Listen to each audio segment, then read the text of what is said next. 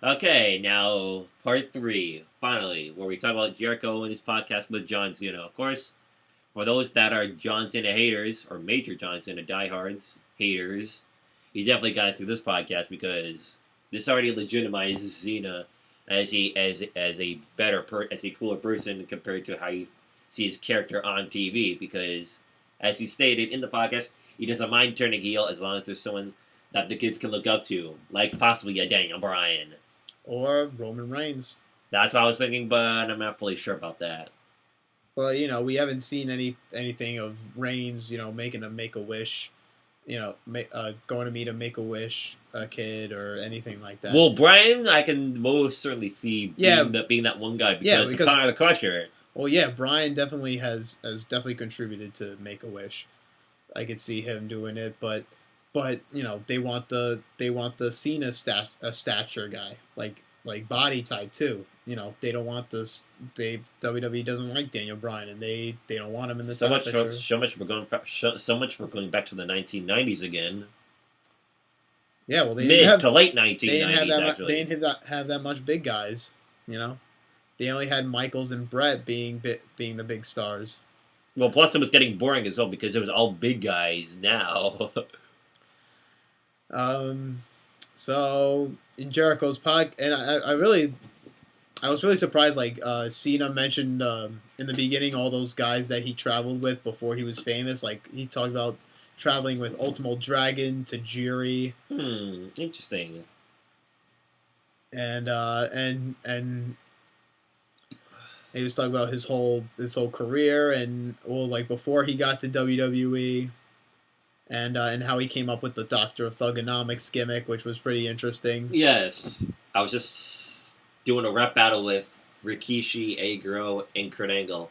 And then suddenly, WWE contacts him like, hey, I don't think he said Kurt Angle was doing it too. Well, there was somebody else in there. But I know he mentioned Rikishi and Eddie Guerrero. I think he mentioned other people. Yep, and then WWE Creative contacts him, or just the general contacts him, and decides to do a rapper gimmick, which of course got over in a big way. No. And I love that we talk about with the heat he had between him and Rock during their match at 28, before their match at WrestleMania 28. Which he claims to say is his favorite rival. Well, yeah, because they legit hated each other. And he was talking about for certain reasons. And he was talking about the Monday Night Raw where Rock came out in a promo talking trash about Cena. But John and Rock had the writing on his arm, and Cena was watching this and he was like, you know what? I'm gonna talk crap about that with Rock, and he came out and he Well, wait, Cena never replied on that same night. Yes, he did. Remember, Rock came out. Rock returns. Well, Rock came out to address what Cena said about him the previous week. Wait, this wasn't The Rock coming back. This was afterwards. Well, yeah, this was their build up to WrestleMania 28. That was the rapping. Well, that was the first time Cena brought back the rapping gimmick. That was when I think yeah, that was his favorite rivalry too. I think I agree that was his best rivalry too, because that, especially for today's Cena, because Rock brought out the best in Cena. He he brought out no other superstar would have rivaled with Cena and had him come back as Doctor of Thugonomics for one night. No other superstar. Yeah. But The Rock did it. And The Rock really, brought out the best in Cena to have him with the best insults that he could give to The Rock. Well, what about when we compare it to Edge, which I believe is Cena's greatest rival? Because I think so too. Yeah. Because a 4-year rivalry wasn't all consistent, but still, what a great rivalry. You already had Cena still rising, still being built up as a great WWE champion, and then you had Edge still being developed into a bigger star after already winning the Money in the Bank ladder match and then cashing in to beat Cena. And it was Edge's idea to have him cash in like when Cena was like bloodied and like battered after the Elimination Chamber match. Huh? Because he was like Vince wanted to do it like in a one-on-one match, but Edge was like, I'm a heel. I'm supposed to take a sneaky, slimy way to win the WWE Championship. This would be the perfect opportunity. So they went with that. Yep, then we got it once more. Hopefully we don't see it again. Like if you do it like a one-on-one, thing with him of cashing Money in the Bank, you're not being a heel. If it's not one-on-one. If it's one-on-one and he's completely like 100%. Now we have now thanks to that event we have great stuff like Seth Rollins cashing in Money in the Bank this year at WrestleMania. Wait. What did Rey Mysterio do with his Money in the Bank? He never won Money in the Bank. Oh, okay. Okay, where'd you get that idea? Oh, no. Well, there wasn't a Money in the Bank match, I believe. Oh, wait, no, wait. Lesnar was the welterweight champion, and Kane chokeslammed him and beat him for the world title. Yeah. That was Kane when he won the Money in the Bank. Yes, Money in the Bank. That's when you know that the pay-per-view where the heels are gonna win the big one, except for Cena. Well, no, not everybody who was a heel won Money in the Bank. CM Punk was a face and won Money in the Bank. Well, CM Punk's an anti-hero. He's an anti-face. He did Edge's. He beat Edge for the world title in Edge's way, by cashing in when the champion was down and out. Well, we mean Jeff Hardy.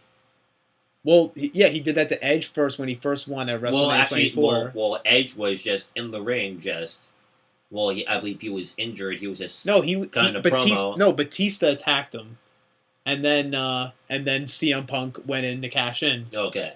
Because two world titles were on SmackDown, the WWE World Heavyweight. Mm-hmm. So they did that to put to have the belt put on Punk, so that the world title could be on Raw and the WWE title be on SmackDown. So that Raw could have a world title. So, what were we talking? Oh, we were talking about Jericho's podcast. I know we're kind of we're already in that zone where we're just zoning out and just talking about whatever, but that's where the greatness comes from from this podcast. Yeah. So, what else did he talk about on the podcast? He did talk about the rivalry he had with Jericho when he first started out as a rookie, and Jericho gave Vince the idea to have Cena go over on Jericho at Cena's first pay-per-view, because Jericho believed in him there. Awesome. Which was pretty cool, because Jericho always wanting to give the young guys the push.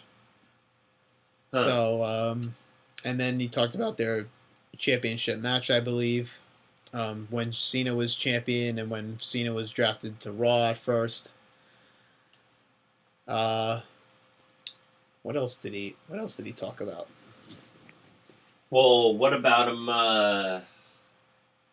What Cena does backstage, or some real life occurrences? Wait, didn't Cena mention how he saved a couple when he was drunk? Oh yeah, I saw that. That was a good story of he completely talked a couple out of getting a divorce. Well, and I believe that was the guy that sung at Raw a few weeks ago, or at least a few months ago. Well, unless that was somebody else. No, that was. Well, it was talked about that Cena saved. He talked about some couple. He didn't. Talked about saved another couple as well. Yeah, I don't know. I don't know what he didn't mention them by name, or they weren't a celebrity couple or anything. But it was some couple. But apparently, in Cena's case, even when he's drinking, he's still Cena. You can't get Superman drunk, apparently. Yes, it was just funny about at the end of the story, he's due to Jericho wakes up in his bed because he took his shoes off, put him in his bed, and then he wakes up like, whoa! And then he sees Cena with Jericho's iPad, just listening to some music. I'm just while still intoxicated, like, huh? What's going on here? Yeah, and people were complaining that this was This was staged. This was not real. I don't think it was that much. People wanted controversial because of what, like Austin with McMahon and Austin with Triple H. But I didn't mind this one, to be honest, because Cena did break kayfabe like they did with McMahon and Triple H. Of course. And because Cena was talking about wanting to turn heel and everything. It was like Jericho's podcast if you listen to it. Yep.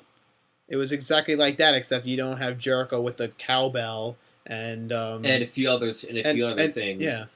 And saying this is the pot of thunder of rock and roll and all that. Except it was like Austin's podcast on the network where it opened up with the usual theme, and they went straight to the podcast, and they went right into the interview. It's not like their podcast where they have some kind of opening monologue like you could have on a talk show. Yeah. And then they go right to the interview. But on the network, you go right to the interview. Oh my! If Austin, back when the interview just came out in theaters, interviewed Seth Rogen and I'm forgetting the guy's name. I'm forgetting the other guy's name. James Franco. Yes. You should know who he is. He played. I know. I just forgot his name. Harry Osborn. I just forgot his name. His actual name. I am forgetting what he did. James Franco. But to wonder the interview of the cast of the interview. Yes. To wonder what would have happened there.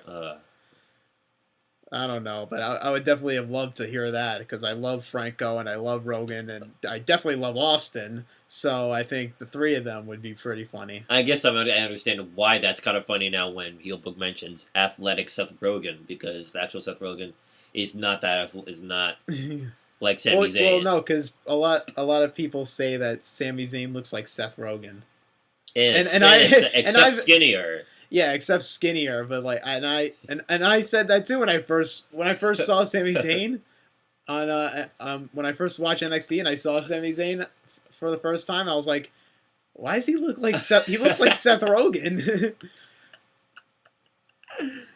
He really does. I was like, man, that guy looks like Seth Rogen. Oh my! But not knocking, Sami Zayn. Obviously, I love Sami Zayn, but just to think that he looks like Seth Rogen is pretty funny. Yep. So there we are. So Jericho's podcast was pretty good. I didn't expect anything controversial, but it was good. I liked it. It sucks that it feels like Jericho is now replacing Austin for the podcast. Yeah, well, that's went on the network. I don't know. Like there were rumors that McMahon didn't like the questions that Austin was asking. Oh, come on! We're getting the truth here, and we're getting some controversy too. I know, but he didn't. It's McMahon. It doesn't look like he liked it, but Austin laid the rumor to rest that like if there was beef between him and WWE for doing it, he said no, we're still on good terms. Then why is such reason? I don't know. They didn't. Somehow they just didn't want to do it. They didn't want his podcast on the network. What sucks? Well, I think Jericho's doing this monthly, right?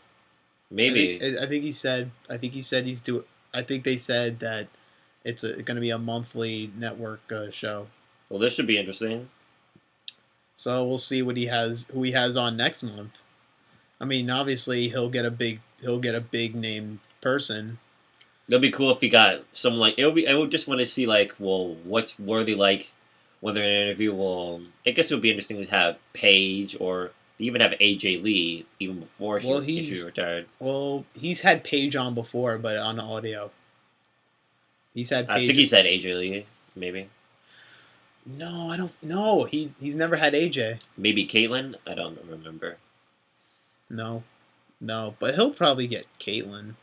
I mean, I think he's gotten former WWE talent. So yes, but I think this is for the network though, so you have to be part of WWE. It's crazy that AJ and Caitlyn are now both gone from WWE because I thought they thought when I first saw them that they were going to be here for a long while. time. But now they're both gone. That's just it's really mind-boggling. Well, the AJ Lee, yes, claimed her reasons why she left, but of course, because of the CM Punk controversy. Well, partially. Yeah. Well, I mean, everything's gonna work out for her. Punk is in UFC and he'll make good money. Well, so imagine, if like 3 to 6 months from now we find out, oh boy, AJ Lee's now a mother. Well, she wants kids. She wants if kids. If she wants kids. She did say in an interview that she wants kids. So. Well, it depends on how soon that is, but. That's gonna happen. Yep. I think that was also one of the reasons why she wanted to leave. Yep, and then I guess I'll have to say we're gonna give AJ Lee the title of youngest, or at least say one of the youngest and greatest WWE to retire from WWE. I mean, I think she is the youngest. Yeah, she's only been at WWE since like 2010, I think. Yes. 2010. So 5 years. That's pretty crazy. Well, what are you going to do? What are you going to do? All right, so I guess that closes it from here. Yep, for part 3. So, we'll see you guys next week. Yep. Keep on. Well, I guess I'll just say keep on watching. Keep on watching. See you next week.